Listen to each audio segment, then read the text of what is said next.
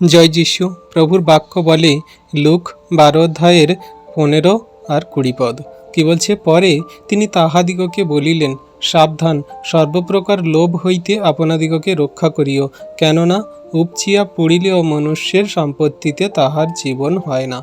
বিশেষী সন্তান এই বাক্য আমাদের কি বলছে, যে মানুষের যত ধন সম্পদ, টাকা পয়সা, মান যশ খ্যাতি থাকুক না কেন, এতে মানুষ জীবন পাবে না। তার উদাহরণ দিচ্ছে 16 থেকে আর 19 পদ পর্যন্ত আমরা যদি পড়ি, তাহলে এখানে পাবো যে এক ব্যক্তি, তিনি দৃষ্টান্ত স্বরূপ প্রভু জানাচ্ছে যে এক ব্যক্তি, তিনি প্রচুর টাকা পয়সা, ধন সম্পদ, মানে প্রচুর শস্য তার উৎপন্ন হয়েছে। আর সে কি বলছে, বলে আমি এই টাকা আমি কোথায় রাখবো, এই শস্য আমি কোথায় রাখবো, তার থেকে একটা ভালো ঘর করি, একটা গলা ঘরে, আমি সেই গলা ঘরেতে আমার এই সম্পত্তির সমস্ত দ্রব্য, সমস্ত শস্য, আমি সমস্ত কিছু তাতে রাখবো। আর আমার প্রাণকে, আমার শরীরকে বলবো, তুমি এই প্রাণ, তুমি সে কষ্ট করো না, তুমি এবারে বিশ্রাম করো, তুমি ভোজন করো, খাও, আমোদ প্রমোদ করো, বন্ধুদের সঙ্গে ইয়াস মস্তি করো, নানান রকমভাবে সুন্দর সুন্দর জীবন কাটাও। কিন্তু প্রভু ঈশ্বর পিতা কি বলছেন 20 পদে? 20তে বলছে, কিন্তু ঈশ্বর তাহাকে কহিলেন, হে নির্বোধ, অর্ধরাত্রিতেই তোমার প্রাণ তোমা হইতে দাবি করিয়া লওয়া যাইবে,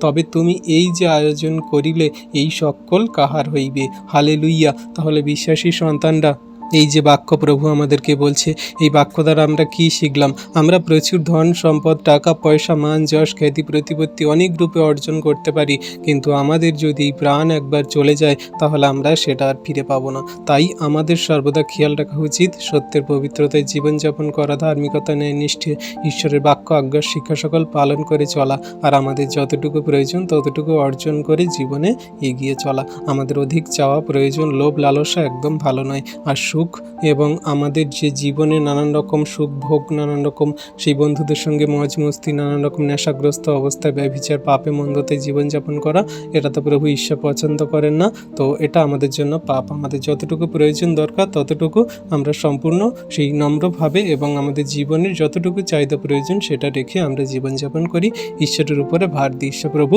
অবশ্যই সকলকে আশীর্বাদ করছেন এবং করবেন। আমেন।